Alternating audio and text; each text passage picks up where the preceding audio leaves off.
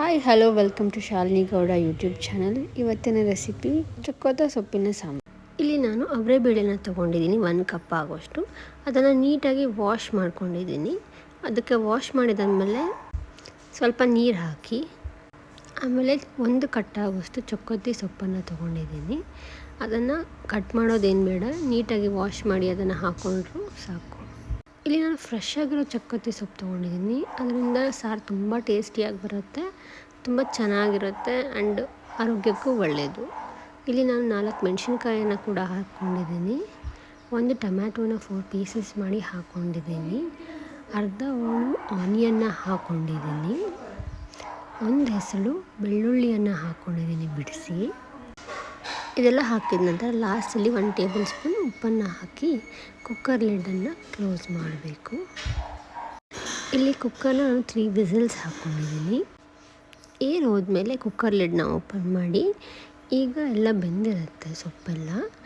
ಇದನ್ನು ನೀಟಾಗಿ ಸೈಡ್ಗೆ ತೊಗೊಳ್ಳಿ. ಸೊಪ್ಪು ಮಾತ್ರ, ಸೊಪ್ಪು, ಟೊಮ್ಯಾಟೊ, ಆನಿಯನ್, ಗಾರ್ಲಿಕ್ ಎಲ್ಲನ ಸೈಡಿಗೆ ತೊಗೊಳ್ಳಿ. ಈಗ ಅದನ್ನೆಲ್ಲ ಒಂದು ಪ್ಲೇಟಿಗೆ ಟ್ರಾನ್ಸ್ಫರ್ ಮಾಡ್ಕೊಳ್ಳಿ ನೀಟಾಗಿ ಸೊಪ್ಪೆಲ್ಲ. ಈಗ ನೋಡಿ ಈ ಥರ ಬೇಳೆ ಮಾತ್ರ ಉಳಿದಿರುತ್ತೆ. ಈಗ ತಟ್ಟಲಿರೋದನ್ನ ಆರಕ್ಕೆ ಬಿಟ್ಟು ಒಂದು ಮಿಕ್ಸಿ ಜಾರ್ಗೆ 1 ಹಿಡಿಯಷ್ಟು ಕೊಬ್ಬರಿಯನ್ನು ಗ್ರೈಂಡ್ ಮಾಡ್ಕೋಬೇಕು. ಅದಾದಮೇಲೆ 1 ಸ್ಪೂನ್ ಜೀರಿಗೆನ ಹಾಕ್ಕೋಬೇಕು.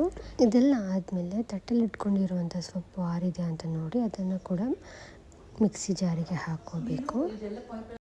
ಇದಕ್ಕೆ ನೀರು ಹಾಕ್ಕೋಬೇಡಿ, ಇದನ್ನು ಚೆನ್ನಾಗಿ ಗ್ರೈಂಡ್ ಮಾಡ್ಕೊಳ್ಳಿ ಫೈನ್ ಪೇಸ್ಟ್ ಹಾಕಿ. ಈಗ ಕುಕ್ಕರಲ್ಲಿರೋ ಬೇಳೆಗೆ ಈ ಪೇಸ್ಟನ್ನು ಹಾಕ್ಕೋಬೇಕು. ಅದನ್ನು ನೀಟಾಗಿ ಮಿಕ್ಸ್ ಮಾಡ್ಕೊಳ್ಳಿ. ಅದಾದಮೇಲೆ ಎಷ್ಟು ನೀರು ಬೇಕು ಅಂತ ನೋಡಿಕೊಂಡು ಅಷ್ಟು ಹಾಕ್ಕೊಳ್ಳಿ. ಈಗ ಇದನ್ನು ಚೆನ್ನಾಗಿ ಕಾಯಕ್ಕೆ ಬಿಡಬೇಕು ಮತ್ತು ಸಾಲ್ಟ್ ಎಲ್ಲ ಬ್ಯಾಲೆನ್ಸ್ಡ್ ಆಗಿದೆಯಾ ಅಂತ ನೋಡಬೇಕು. ಈಗ ಒಗ್ಗರಣೆಗೆ ರೆಡಿ ಮಾಡ್ಕೊಳ್ಳೋಣ. ಈಗ ಒಂದು ಬಾಣಲಿ ತೊಗೊಂಡು ಸ್ವಲ್ಪ ಎಣ್ಣೆ ಹಾಕ್ಕೊಳ್ಳಿ. ಅದಾದಮೇಲೆ ಸಾಸಿವೆ ಹಾಕ್ಕೊಳ್ಳಿ. ಎಣ್ಣೆ ಕಾದಿದ್ದಾದಮೇಲೆ 2 ರೆಡ್ ಚಿಲ್ಲಿನ ಹಾಕ್ಕೊಳ್ಳಿ ಮುರ್ಕೊಂಡು. ಈಗ ಕರ್ಬೇವಿನ ಸೊಪ್ಪನ್ನು ಹಾಕ್ಕೊಳ್ಳಿ ಮತ್ತು ಹಿಂಗನ್ನು ಹಾಕ್ಕೊಳ್ಳಿ. ಈಗ ಕಟ್ ಮಾಡಿರುವಂಥ ಈರುಳ್ಳಿಯನ್ನು ಹಾಕ್ಕೊಂಡು ಚೆನ್ನಾಗಿ ಫ್ರೈ ಮಾಡ್ಕೊಳ್ಳಿ. ಈ ಒಗ್ಗರಣೆಯನ್ನು ಕುದೀತಾ ಇರುವಂಥ ಸಾಂಬಾರಿಗೆ ಹಾಕಿ ಮಿಕ್ಸ್ ಮಾಡ್ಕೊಳ್ಳಿ. ಈಗ ನಿಮಗೆ ನೋಡಿಕೊಂಡು ಎಷ್ಟು ಹದ ಬೇಕೋ ಸ್ವಲ್ಪ ನೀರು ಬೇಕಾದ್ರೆ ಹಾಕ್ಕೊಳ್ಳಿ. ಕನ್ಸಿಸ್ಟೆನ್ಸಿನ ಮೇಂಟೈನ್ ಮಾಡ್ಕೊಳ್ಳಿ.